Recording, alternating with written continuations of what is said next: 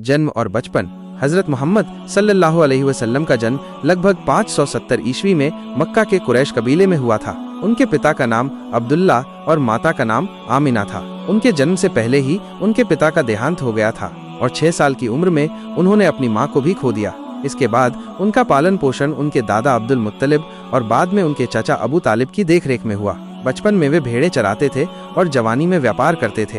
अपनी ईमानदारी और विश्वसनीयता के कारण उन्हें अल अमीन विश्वसनीय की उपाधि मिली थी। नबुव्वत, पैगंबरी और इस्लाम का प्रचार। 40 साल की उम्र में वे मक्का की हेरा गुफा में ध्यान मग्न थे जब अल्लाह ताला की ओर से फरिश्ते जिब्रील अलैहिस्सलाम के माध्यम से उन्हें पहली वही ईश्वर का संदेश प्राप्त हुई। इसके साथ ही उन्हें नबुव्वत मिली और उन्होंने अल्लाह की एकता का संदेश फैलाना शुरू किया। मक्का में उन्हें अपने संदेश के प्रचार में कई बाधाओं और अत्याचारों का सामना करना पड़ा। हिजरत, प्रवासन और मदीना का जीवन।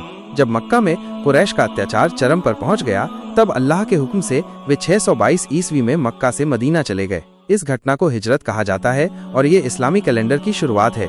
मदीना में उन्होंने एक इस्लामी राज्य की स्थापना की और मुस्लिम उम्मा समुदाय का नेतृत्व किया। यहाँ उन्होंने विभिन्न युद्धों जैसे बदर, ओहूद, खंदक और संधियों जैसे हुदैबिया की संधि के माध्यम से इस्लाम का विस्तार किया। मक्का, विजय और अंतिम जीवन। 630 ईस्वी में वे विजयी होकर मक्का में दाखिल हुए और बिना किसी खून खराबे के मक्का को जीत लिया। उन्होंने काबा से मूर्तियों को हटाकर अल्लाह की एकता स्थापित की। उनके जीवन काल में इस्लाम अरब के लगभग हर हिस्से में फैल गया। विदाई हज के भाषण में उन्होंने मानवता के लिए अविस्मरणीय उपदेश दिए। 632 ईस्वी में उनका मदीना में इंतकाल हो गया। पैगंबर मोहम्मद सल्लल्लाहु अलैहि वसल्लम के कुछ विशेष गुण और शिक्षाएं। ईमानदारी और अमानतदारी। उन्होंने जीवन में कभी झूठ नहीं बोला और किसी की अमानत में खयानत नहीं की। धैर्य और सहनशीलता। मक्का के जीवन में और विभिन्न प्रतिकूल परिस्थितियों में उन्होंने अत्यधिक धैर्य और सहनशीलता का परिचय दिया। क्षमाशीलता।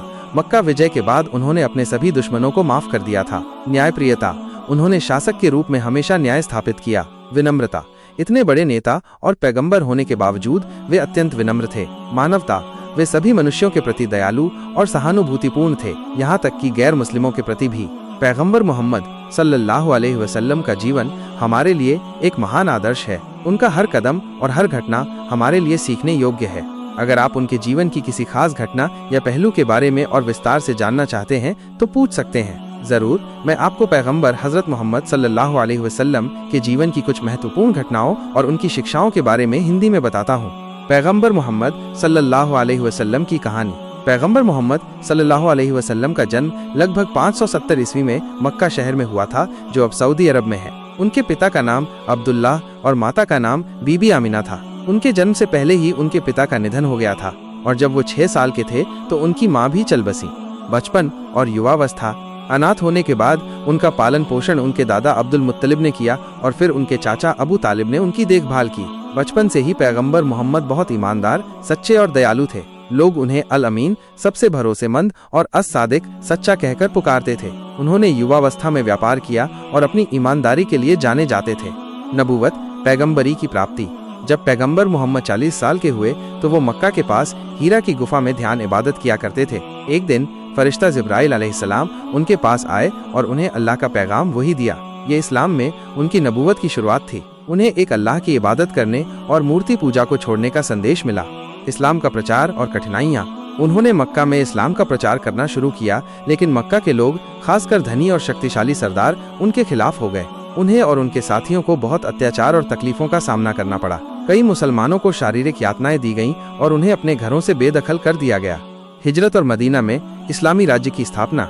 जब मक्का में अत्याचार बहुत बढ़ गया तो अल्लाह के हुक्म से पैगंबर मोहम्मद और उनके साथियों ने 622 ईस्वी में मक्का से मदीना, जिसे पहले यस्रिब कहा जाता था, की ओर हिजरत प्रवास की। इस घटना को इस्लाम में एक महत्वपूर्ण मोड़ माना जाता है और यहीं से इस्लामी कैलेंडर की शुरुआत होती है।